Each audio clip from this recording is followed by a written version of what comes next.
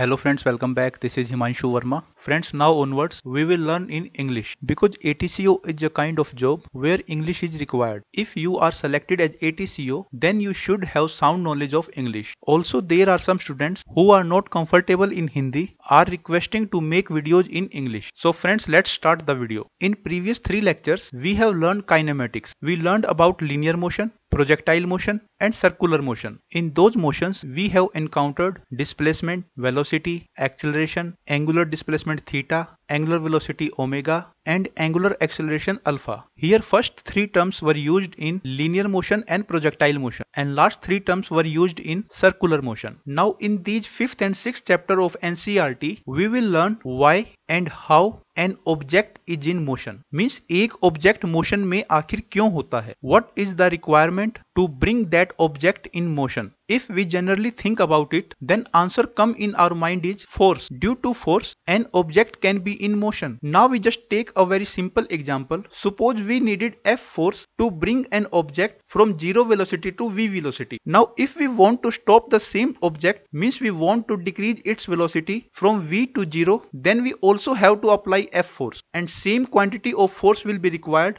as was needed to bring that object from 0 to V velocity. So now to understand the concept of force, we take reverse case. Suppose these are 2 objects. Let's assume one is car and second one is truck. Obviously, truck mass is greater than car mass. We assume that both car and truck are moving with same velocity in straight line. Now if someone asks a question, if we want to stop the car and truck, then who will be needed more force? So its general answer would be because truck has higher mass and velocity of car and truck is same, so truck's momentum will be more. Momentum means mass into velocity, and because truck momentum is more, that's why it will be needed more force to stop. Means truck को रोकने में ज्यादा force apply करना पड़ेगा. But we say his answer is wrong. We can stop both car and truck with same force. In fact, we can also stop a truck with less force as compared to car.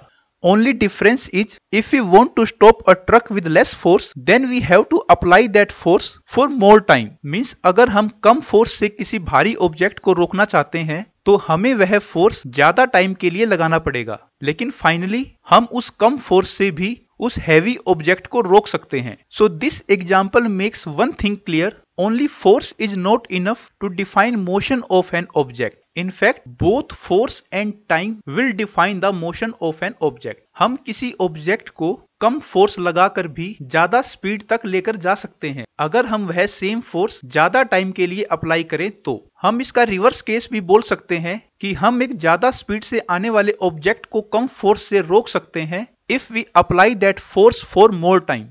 After having this much knowledge, now we try to define force. Whenever we change velocity of any object, then its momentum also changes. So more appropriate term to define force is change in momentum. But only change in momentum is also not enough to define force. In fact, how fast that change in momentum is brought is the right way to define force.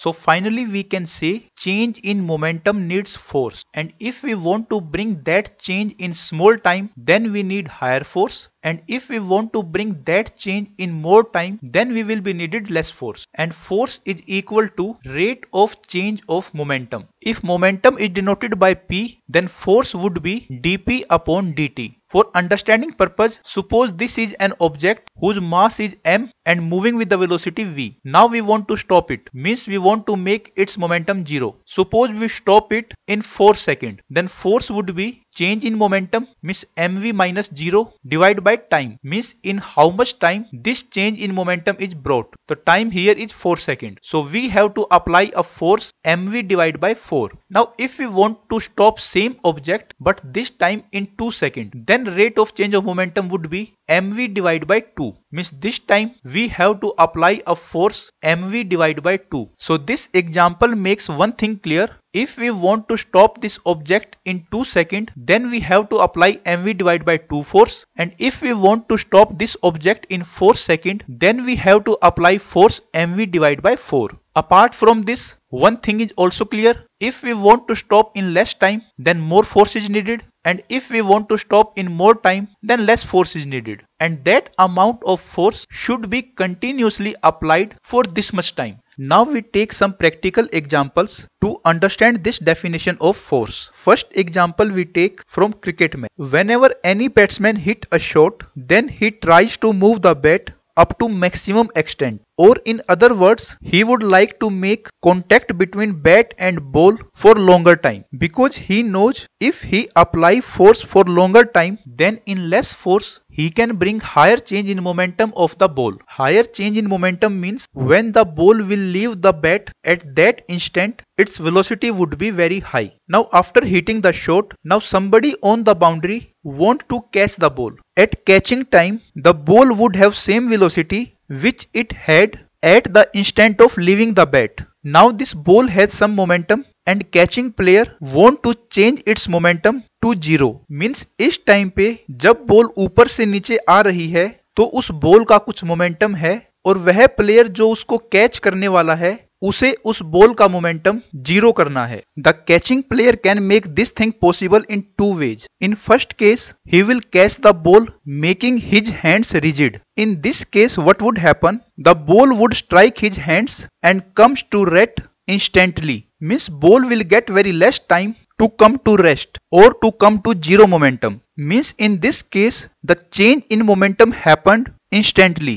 Means in very less time. That's why force value would be very large, and that force has to apply on the ball by catching player. Because force value on the ball is high, that's why the player will feel very large pain. But in second way, if player is expert and has some knowledge of science, then he won't keep his hands rigid. In fact, when ball touch his hands, then he will move his hands downward. Finally, ball momentum becomes 0. But this time, it took more time, and therefore force value would be small. And that's why player will feel less pain. So friends, in this way, we can give some more examples also. For example, if we fall from a height on a solid floor, then solid floor exert more force on us and therefore we feel more pain. On the other hand, if we fall from a height on a soft floor, then it takes some time to become our momentum 0, and that's why we feel less pain, because this time soft force exert less force on us. So one thing is very much clear.